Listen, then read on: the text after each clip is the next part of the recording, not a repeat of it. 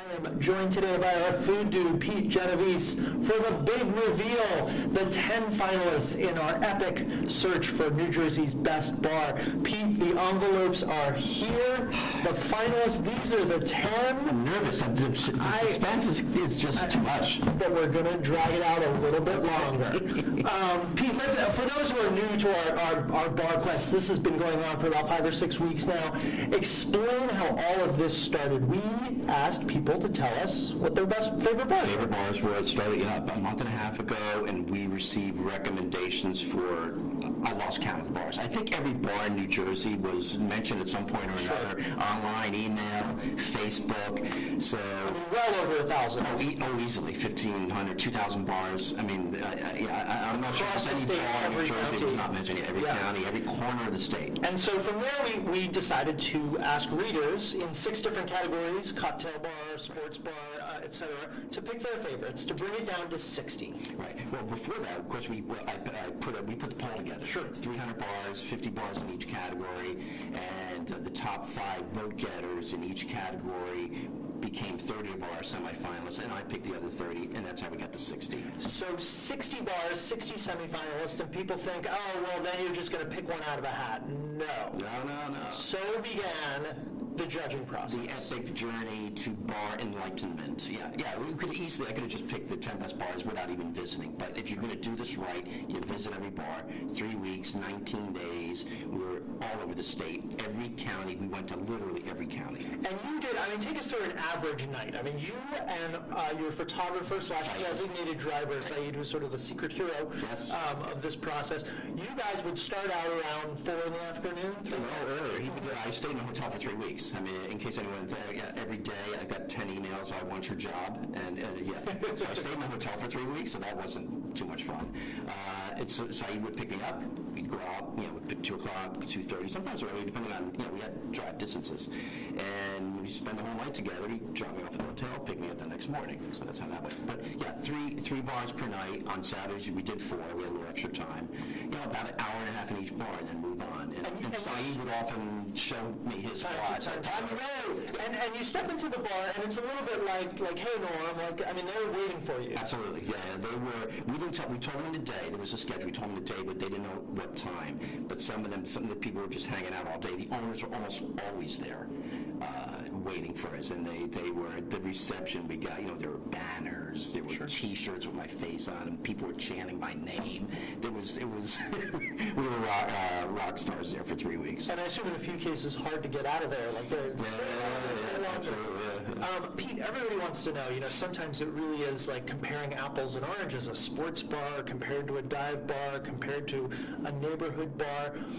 What's going on in your head as you're thinking about judging these things, as you're figuring out what deserves to advance to the finals? Yeah, this was the toughest. We've done just in the last few months these showdowns, best tacos, best bakeries, pizza power rankings. But those are easier because you know the difference between a good taco and a bad taco. Here the bars, they're all over the map. How do you compare a sports bar with a wine bar, with a cocktail bar, with a dive bar? And a lot of it just came down to just that feel you had, the atmosphere, the vibe. Just that sort of subjective, I didn't have a score sheet. I wasn't rating 1 to 10 on, 10 different subjective factors. It was just, you go in, talk to people, talk to the owner, talk to the patrons, get a feel for the place, the history, the tradition. But again, that atmosphere, that vibe, which is that sort of intangible. That je ne sais quoi. I used that before, the je ne sais quoi. That you just know the difference between a good bar and a great bar. Sure. But it was still tough. It was impossibly tough to pick 10. So you finish your 60 visits and you have to pick 10 finalists. You spent a long time kind of debating and thinking about it. And if you asked me right now to look at that list again, I might slip in a few others because it was really difficult. It was. If I picked 20 here, 20 envelopes, I still wouldn't be happy with those. But so we had to narrow it down, and they're from all over the state. So in every part of the state is represented. It isn't just North Jersey bars. It's North Jersey, Central Jersey, and South Jersey. So that's take a little bit of comfort for those bars that didn't make it to the final category, because everybody who was in the semifinals category is a real winner. Absolutely. And even the bars, it was tough making the 60, even though there were tough decisions just to put on those 60. I got to pick 30. It was tough to narrow it down to 30. There's so many great bars, and we're hearing that all the time. Every day I get emails, you really should go to this place, you should go to that place. People want us to do this again, like in another month, but I'm going to be in Betty Ford at that time. Detox so someone else will have to carry on. Which leads to another significant question. How do you do this, eating wings, drinking beer, downing shots, and you don't gain a pound? What's the secret? It's the, I don't know, the Munchmobile diet or something. It works for me, it could work for you too.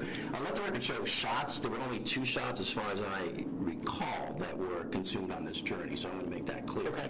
There were copious amounts of maybe beer and wine and cocktails, only 2 shots. Fair enough.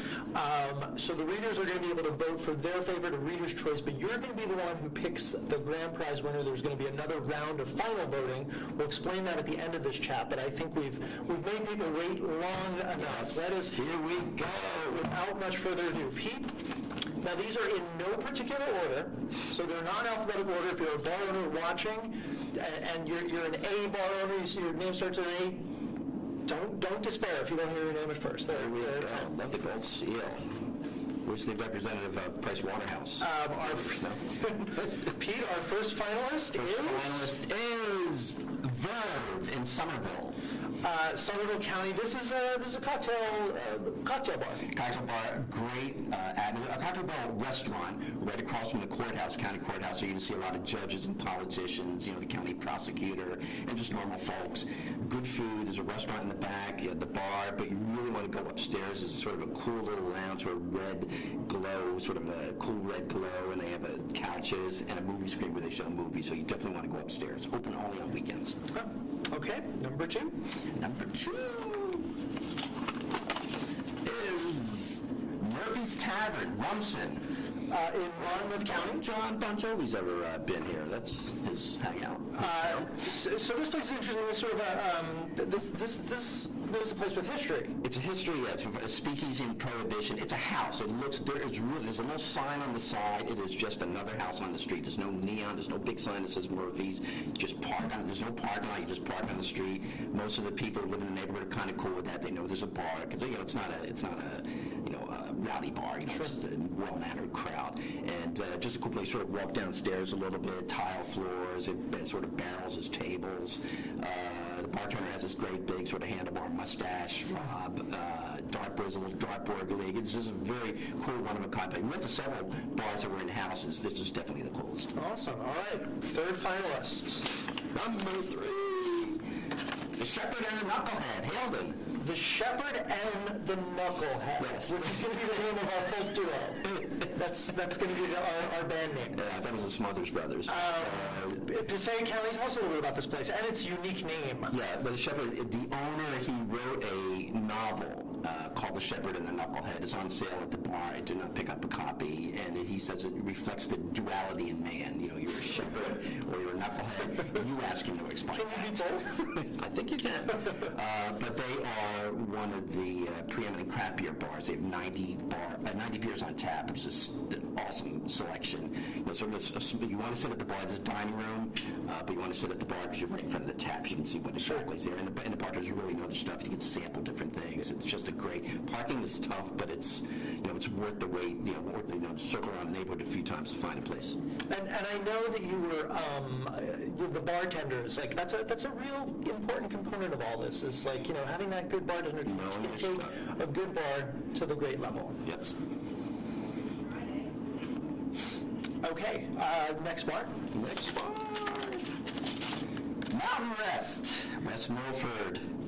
Okay, Another Passaic County. So Mountain Rest, Passaic County. Only county to be represented twice. Only county to be represented twice. Yes. Interesting. Okay, so our number 4 bar, Mountain Rest. Biker bar. Biker bar. In the woods. Now the most... Your kind of place. Of course, I'm often at such places. often say that the most interesting thing about this place is that it's run by all women. Yes. This sounds like a Quentin Tarantino movie. Yeah, I was talking to the manager there. She said, "What's all this? Women?" She said, "We're cleaner." That's okay. Whatever. That's fine. Yeah. The men. They're cleaner. They're cleaner. She says. So she says. I'm not going to argue with her. She's a biker too. So. It's a great place Okay, to now, live. Pete, not that this ever happens, but if I go into a biker bar, I get a little bit anxious. I'll be wearing my blazer, I'll be a little nervous. Yeah. There weren't just bikers there. So Okay. It's sort of a dimly lit bar, so you can sort of sneak in there, maybe a little cap or something, and I think it'd be fine. So there's a lot of regular folk in there, Okay. apart from bikers. But in the summer, especially summertime, you'll see a ton of bikes out there. Okay. It's they have an outdoor patio. Good food there too. Actually, the food is quite good. And clean. Yeah, and clean. Okay, we'll go with that. Okay, number 5. The Boathouse, Lambertville. In Hunterdon County. Yes. Now, this was the next to last or very last part? Very last stop. Actually, we were supposed to visit it last weekend when we had the snowstorm, but they decided to close on us early, so we stopped there. It was the very last stop. Well, there's no bar like this in New Jersey. 2 stories, nautical decor run amok. It is just life preservers and ship models and murals and things hanging from the ceiling. And in the 2 stories is a little house, really, and you can't stand anywhere. You have to be seated. There's like a hostess. As a hostess, you have to wait. If you have, wait outside if there's not a table or a place to sit down. You are not allowed to stand, even at the bar. You must be seated. And let this to be a testament to the fact, some people said, oh, if I go first, that's an advantage, or I go last, that's an advantage. Really, we picked from all across the board. Absolutely. I mean, a good bar stands out no matter what time you The visit. Boathouse is one of a kind. One of a kind. Number 6. The tension builds. The Alibi Room in Waterford. In Camden County. What makes this place special? This was it was a house, but it was a bar. There was a bar by the White Horse Pike, Route 30 in Waterford, Camden County. The front bar is sort of the well-mannered bar, and in the back is where the action is. It's sort of a divey, plastic sheet. It opens in the summertime. There's an outdoor area behind that, but that sort of back bar is where the character and characters are. It's really and it's a great name for a bar, Alibi Room. So this seemed like a place that could have straddled that line between neighborhood bar and dive bar. What's the difference in your mind? Dive bar, it's kind of like you know it when you see it. I mean, dive bar has that sort of little grungy, there's maybe stuff on the floor, maybe in the walls, and maybe some new coat of paint, and the bathrooms may not be in the best condition. I would call Alibi a neighborhood bar, and the owner's quite friendly, quite outgoing. Jude, she was a bartender there for many years, decided to buy the place, and she's really turned it into a fun place. Number 7. Okay. The Sterling Hotel in Sterling. The Tavern on the Main at the Sterling Hotel. This is a restaurant bar?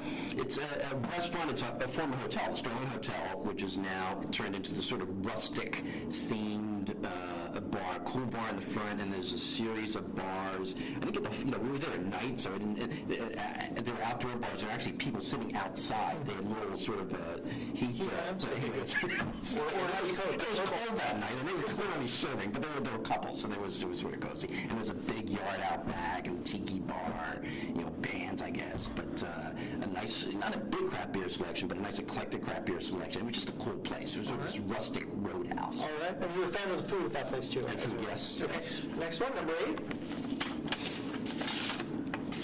Riverside Inn, Cranford. So this place has a nickname. Everyone calls it The Dive. That's a dive. This is a dive. Small place right in the center of town along the river there. Good luck trying to find. There's a secret little drive. You have to drive through the train station parking lot to get to it. You can't turn from the street there.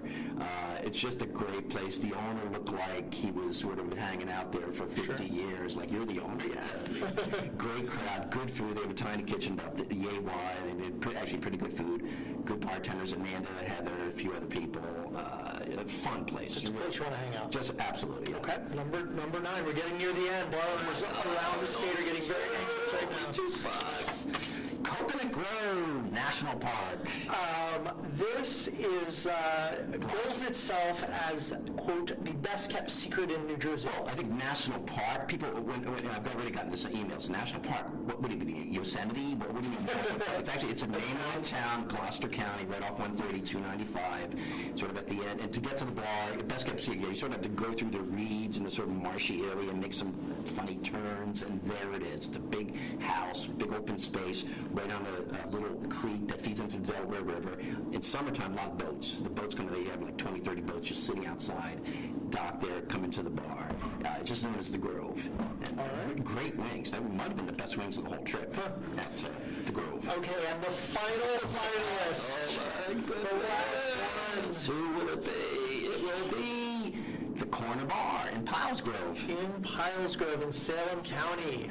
It's across the street from a Wawa. Yeah, it's called the Corner Bar. It's right at the intersection of Route 40 and 45, right across from the Wawa, and a dive bar. There's one other dive bars. Peanuts on the floor, liquor store in the same, right attached to it, sort of a South Jersey thing. You know, we have the liquor store right with the bar too. Great chili, really good chili, and good bartenders. Robin and there's another bartender there whose name I forget. Tracy. So food. You've mentioned food a few times. You weren't necessarily judging on food, but that's another one of those intangibles that can really make the difference. I think it did separate a few of these bars at the end. You know, the quality of the food. I mean, we had more wings in the last 3 weeks than any person should subject themselves to. And there were some disappointments, not necessarily among the 60, among the 60 bars saying, oh, we have great wings. They really didn't turn out to be so good. There was like buffalo wings, which pretty much tastes the same the world over. So Coconut Grove, wings are different. They had a sort of like Cajun, Creole thing going. You can get different sauces. But so it was, in some instances, the food put that bar into the 10 or made the difference.